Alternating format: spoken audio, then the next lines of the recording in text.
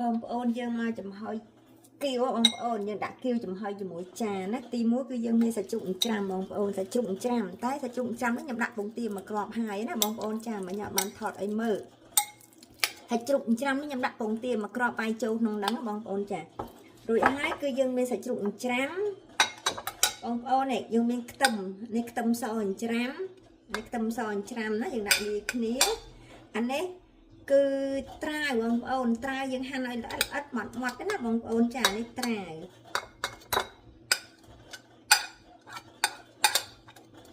មានត្រាវហានេះផ្សិតខ្មៅបងប្អូននេះផ្សិតខ្មៅផ្សិតខ្មៅយើងត្រាំទឹកទៅយើងច្រាំវាឲ្យម៉ត់ទៅហានេះការ៉ុតណាបងប្អូនចាការ៉ុត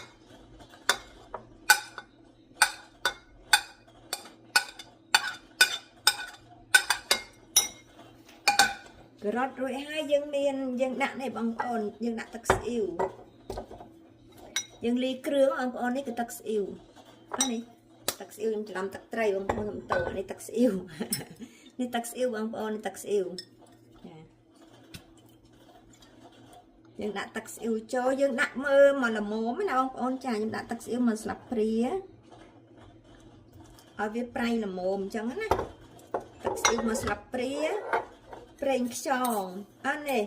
ទឹកស្អ៊ីវហើយនឹងស៊ុបខ្នុរបងប្អូនស៊ុបខ្នុរយើងដាក់ស្ករបន្តិចទៅបងប្អូនវាមានជាតិផ្អែមដាក់ស្ករហើយនឹងប្រេងខ្យងបងប្អូននេះប្រេងខ្យងយ៉ា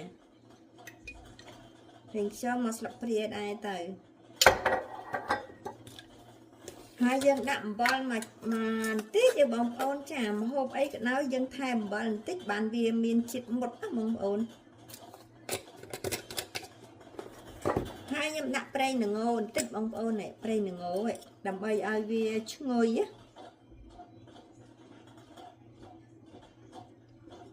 ប្រេងល្ងហើយយើងវាយចូលគ្នាណាបងប្អូនចាយើងលាយចូលគ្នាទៅ